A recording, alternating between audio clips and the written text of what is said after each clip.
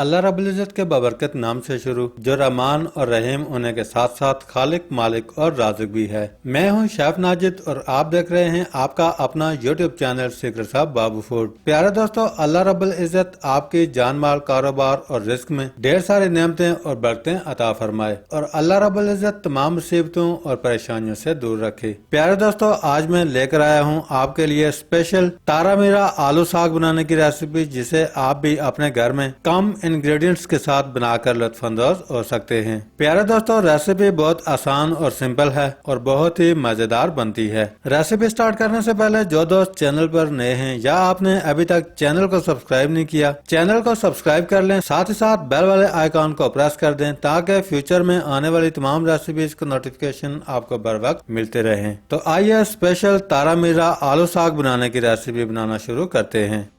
प्यारे दोस्तों, सबसे पहले 1 किलोग्राम तारा मीरा साग मैंने लिया है। प्यारे दोस्तों, साग को अच्छी तरह साफ करने के बाद इस तरह इकट्ठा कर लेंगे। साग को इस तरह इकट्ठा करने के बाद बारीक काट लेंगे।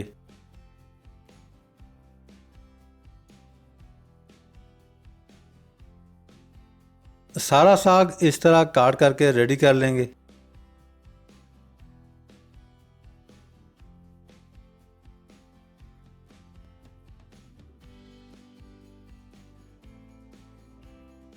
साग को बारीक काटने के बाद ट्रे के अंदर शामिल कर देंगे।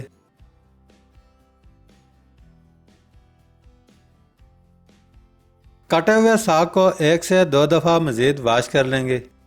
दूसरी साइड पे पैन चूल्हे पर चढ़ा लेंगे। प्यारे दोस्तों, पैन के अंदर 100 ग्राम के करीब कुकिंग ऑयल शामिल कर देंगे।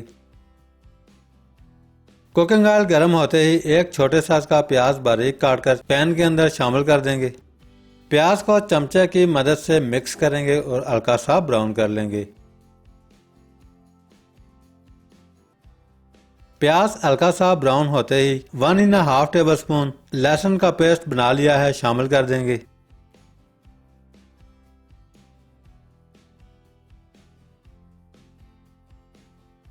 लहसुन पेस्ट और प्याज ब्राउन होते ही 150 ग्राम टमाटर काट कर शामिल कर देंगे।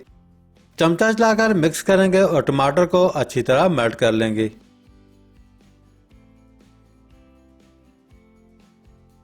इसी दौरान थोड़ा सा पानी शामिल कर देंगे। टमाटर को चमचे की मदद से इस तरह तोड़ लेंगे।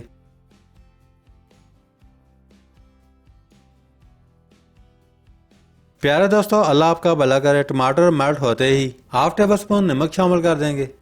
1/2 tablespoon red chilli flakes यानी कि कुटी हुई लाल मिर्च शामिल कर देंगे। 1/2 टेबल स्पून लाल मिर्च पाउडर शामिल कर देंगे। अब हम चमचा चलाकर अच्छी तरह मिक्स करेंगे। इसी दौरान 4 से 5 अदद हरी मिर्च कट लगाकर शामिल कर देंगे। अब हम चमचा चलाकर अच्छी तरह मिक्स कर लेंगे। चमचा चलाकर अच्छी तरह मिक्स करने के बाद 500 ग्राम आलू छिलका उतारकर अच्छी तरह वॉश कर लिए हैं पैन के अंदर शामिल कर देंगे।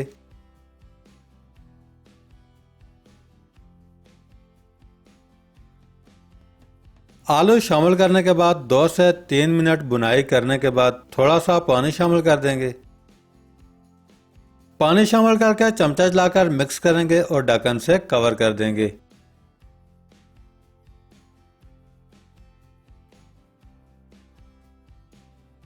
2 से 3 मिनट गुजरने के बाद ढक्कन उठा लेंगे। प्यारे दोस्तों, अल्लाह आपका भला करे। आलू 50% तक गलने के बाद साग को अच्छी तरह वॉश करने के बाद पैन के अंदर शामिल कर देंगे। साग शामिल करने के बाद चमचा चलाकर मिक्स करेंगे।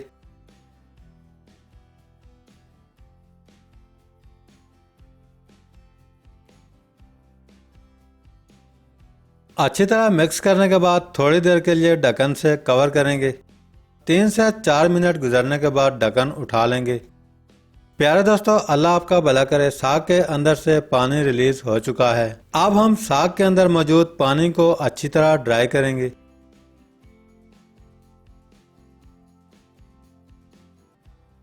साग के अंदर मौजूद पानी अच्छी तरह ड्राई हो चुका है। पानी ड्राई होते ही साग और आलू अच्छी तरह गल चुके हैं, यानी कि आलू साग अच्छी तरह गलने के बाद रेडी है।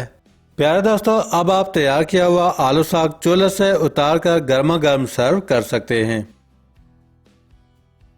प्यारे दोस्तों, अगर आपको आज की रेसिपी अच्छी लगी है, लाइक, कमेंट्स और रेसिपी को फ्रेंड्स एंड फैमिली मेंबर्स के साथ शेयर करना मत भूलिएगा। आज के लिए इतना ही। बहुत जल्द एक नई रेसिपी के साथ दोबारा हाजिर होंगे। तब तक के लिए अल्लाह हाफिज।